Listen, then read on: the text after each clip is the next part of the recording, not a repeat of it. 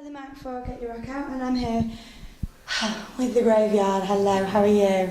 Just fine, thank you. Good. Yeah. So we're here in Manchester, and you're playing with Soundgarden. You've been touring with them. How have you found the last few dates?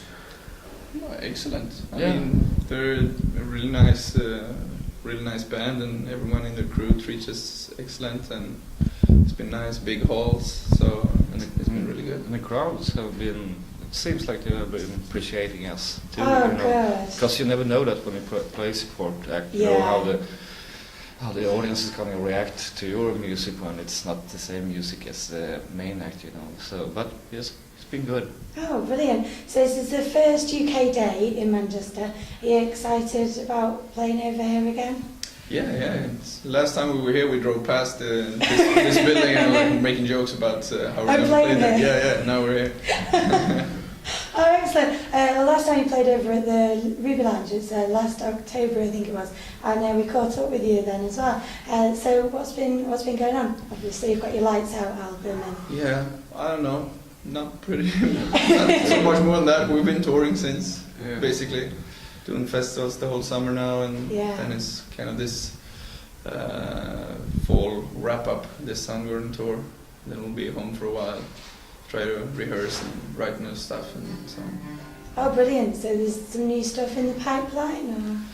Or? We're slow. We've been doing a lot of touring, you know, so when we've been home, we've been like so exhausted, you know, but the like feeling of that you want to make more music is starting bubbling in us now. So we want to get home and start writing new songs because we have some ideas, but we haven't put anything together. So it's always fun in the beginning, you know, when it starts like to bloom, you know. When the ideas are good. Yeah, it's nice to change. You get quite fed up with. I mean, I love having this as a job, but I mean, it's nice to change do. Yeah.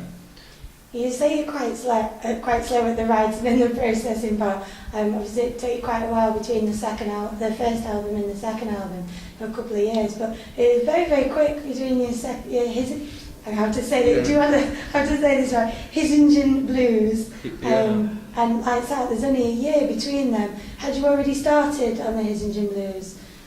Not really. Just quick, right? Yeah. I mean, it was.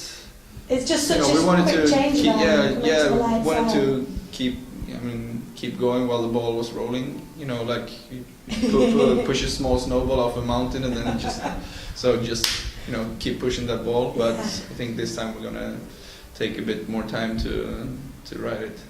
Yeah, it was kind of stressful to tour a lot and record at the same time. So, well, we made it, but not recommendable for us, I think, to do that all the time, and we have to, after the first album, we have to tour a lot and get money enough to record another album, and after the second album, His Singing Blues, we did a lot of gigs, so I guess that's one. And like he said, we wanted to, like we had a Swedish expression, and we have to make the iron while it's warm, you know.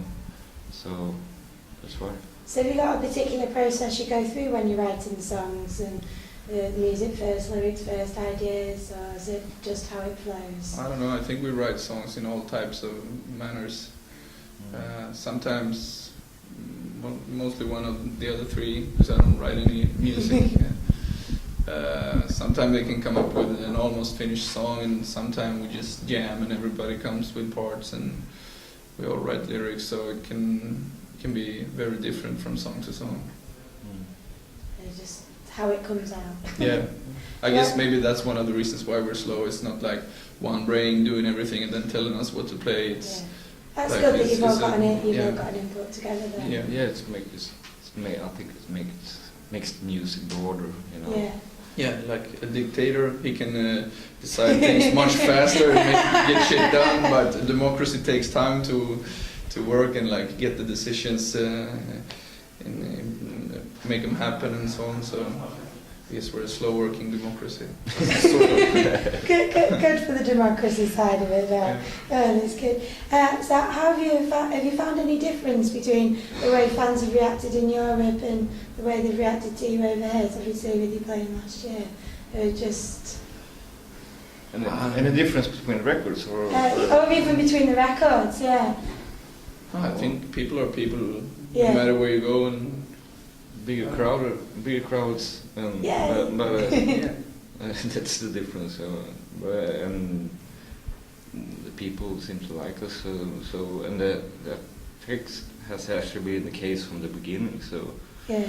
When we started out, I remember our first concerts. We were blown away by the reception from the audience. We didn't expect that at all. And now we're getting big crowds and almost the same reception, so that's good. Right. So, do you find that you've got kind of a bluesy hard rock sound for people who haven't heard your music yet? Yeah. Is that quite a good explanation, or how would you describe yourselves? Yeah, no, I think that's fitting because you can fit a lot of influences into that description. Yeah. I don't know, sometimes we just call it classic rock with like, a lot of different influences. All the way from metal to psychedelic garage. The psychedelic metal blues, hard rock is somewhere around there, you know. But bluesy hard rock is, yeah. Who do you draw your influences from personally? I don't know. Always when you get that question, your tongue goes like, I can't think of anything to say, but recently it's so different. Okay, well, I'll rephrase it then. Is there anyone at the moment that you would like to, obviously you're supporting Soundgarden at the moment, but is there anyone else that, you know, might be listening, that you'd like to go out on tour with? There's a really good band from Gothenburg called Bombus, Bombus, and they just released their second album on Century Media, so if you haven't heard of them, check them out. Be sure to check them out. They're very heavy and, I don't know, people make comparisons with Melvins, High on Fire, Poison ID, Motorhead, that type of, you know, punky rock and roll metal with the two sing. That's one really good band, and I don't know. Draw influences from.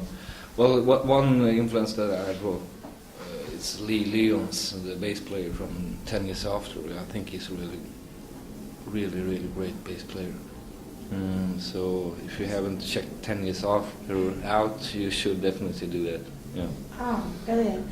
So well, we look forward to seeing you on stage later, and obviously you finish the tour with Soundgarden, and we look forward to hearing your new stuff. Hopefully some new material. Thank you very much for taking the time. Thank you.